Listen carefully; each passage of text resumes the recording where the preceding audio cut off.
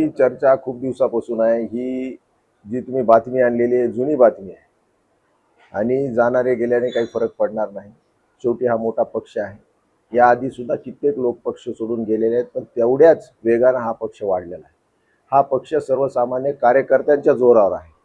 कोण्या नेत्याच्या जोरावर हे पक्ष आजही नव्हता, कालही नाही, उद्याही असणार नाही। पण सर्वसामान्य कार्यकर्ते हे पक्षाबरोबर आहेत।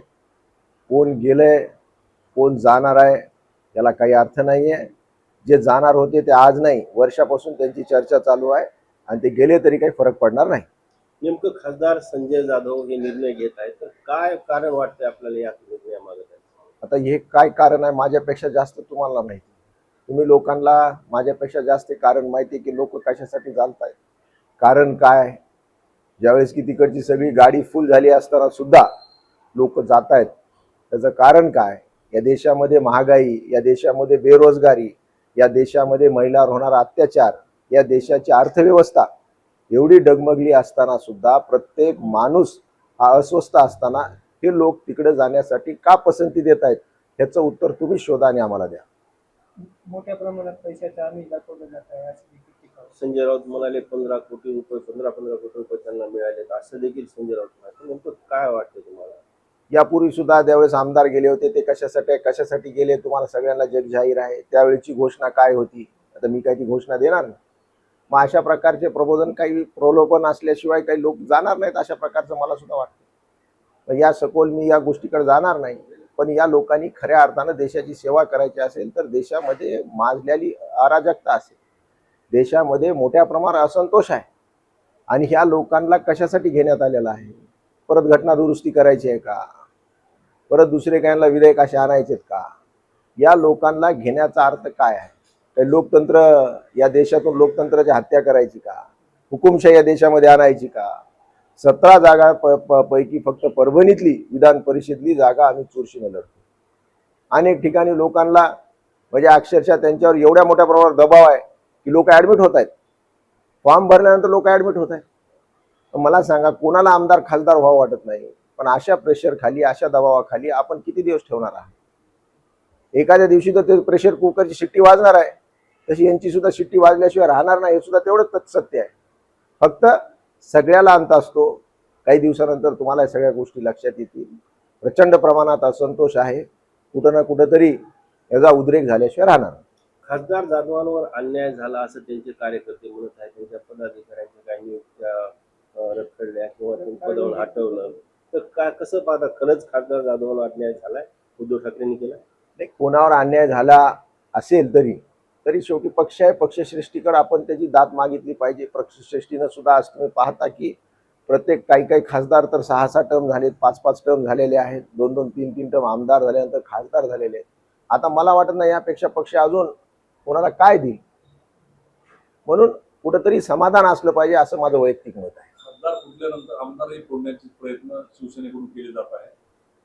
निश्चित माझ्या सुद्धा कानावर हे आलेलं आहे की आमदार सुद्धा फोडण्याचा प्रयत्न केला जातोय, पण मला जेवढा माहिती त्या आमदार कोणी फुटणार नाहीत। आम्ही एक संघ आहोत। रात्री सुद्धा माझी फोनवर बऱ्याच आमदारांवर चर्चा झाली, पण माझ्या काही कुणी असं लक्षात नाही आले की कोण जाईल म्हणून। खासदार फुटल्यानंतर आपण पाहिलं की शिवसेना फुटल्यानंतर परभणीमध्ये काहीच फरक पडला नाही, कारण खासदार आमदार फुटले नाही। परभणीची जनता देखील उद्धव ठाकरेंच्या पाठीशी राहील। आता खासदार जर फुटले तर काय परिस्थिती राहील जिल्ह्यामध्ये शिवसेनेची? तुम्ही पाहिले असेल की मागं सुद्धा त्यांनी असंच काही राजीनामा देण्याचा प्रयत्न केला, पक्षाने लगेच ते जागा भरून काढल्या। आज सुद्धा मोठे मोठे मेळावे परभणीमध्ये होत आहेत आणि आज नाही, कित्येक वर्षापासून शिवसेना कधी फुटली तर तेवढ्याच जास्त प्रमाणात वेगाने शिवसेना वाढली। म्हणून मी सुरुवातीला म्हणलं की शिवसेना हे काही नेत्याचा पक्ष नाही, हे नेते घडवणारी फॅक्टरी आहे, आमची कारखाना आहे। म्हणून नेते गेल्यानं शिवसेनेला फरक पडत नाही। कार्यकर्ता, जनता हे शिवसेनेच्या पाठीशी आहे, आजही आणि उद्याही राहणार आहे। आम्हाला तीळ मात्र फरक पडणार नाही, हे सुद्धा तेवढं सत्य आहे। पाठीमागच्या वेळेस शिवसेना फुटली होती, त्यावेळेस खासदार संजय जाधव टीका करत होते की ते सोडून गेले, ते गद्दार आहेत। आता त्यांनी साथ सोडली, कसं त्यांनाच विचारा काय। विधान परिषद निवडणूक सध्या आता उद्या मतदान होणार आहे। सत्ताधारी पक्षाकडून प्रचंड प्रमाणामध्ये पैशाचा वापर केला जात आहे, तर कसं पाहता याच्याकडे?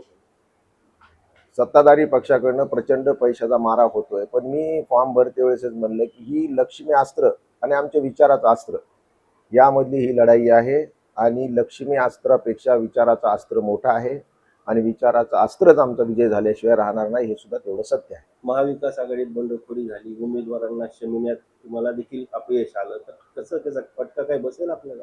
निश्चित त्याच्याबरोबर फटका काही बसणार नाही. त्यांचे निरीक्षक सुद्धा इथं आले होते, सन्मान्य खासदार कल्याणजी काळे साहेब, आणि त्यांनी सुद्धा यांना नोटिसेस दिलेल्या आहेत. शेवटी यांना सुद्धा उपमहापौर आम्ही आमच्या महाविकास आघाडीनं केल्यानंतर सुद्धा अशा प्रकारचा अर्ज त्यांनी भरायला नव्हतं पाहिजे, असं माझं वैयक्तिक मत आहे. आणि निवडून येण्यासाठी त्यांनी अर्ज भरलेला आहे का इतर कारणासाठी भरलेला आहे, ह्याचा सुद्धा शोध हे मतदार घेत आहेत.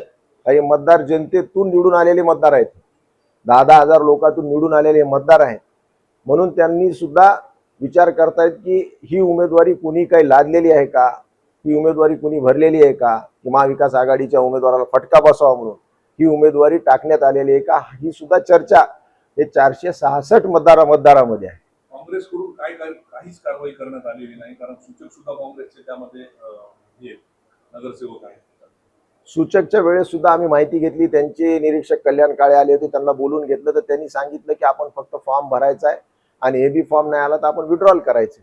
अशा प्रकारची जहागीरदार म्हणजे नगरसेवक आहेत. काल माझ्याकडे येऊन त्यांनी हे सगळी व्यथा त्यांची मांडलेली आहे आणि कल्याणरावजी काळे यांनी सांगितलेलं आहे की आम्ही नोटीस करून यांना बरखास्त करून टाकू किंवा यांना पक्षातून निलंबित करू. अशा प्रकारची कारवाई सुद्धा या लोकांवर 100% होणार आहे. काय परिस्थिती राहील उद्या मतदानानंतर? उद्या आम्ही जिंकणार आहोत 101%. साहेब, खासदार साहेबांनी असा वेगळा निर्णय घेतलेला आहे, त्याचा काही परिणाम होईल का? तीळ मात्र परिणाम होणार नाही. शेवटी पक्षाच्या चिन्हावर लोक निवडून आलेले आहेत. वैयक्तिक काही माझ्या किंवा कोणाच्या विचारावर हे निवडून आले नाहीत, तर शिवसेना प्रमुख बाळासाहेब ठाकरे यांच्या विचारावर आणि उद्धव साहेबांच्या यांच्या नेतृत्वावर हे लोक 25 लोक ऐतिहासिक निवडून आल्यामुळं तीळ मात्र यातून काही फरक पडणार नाही.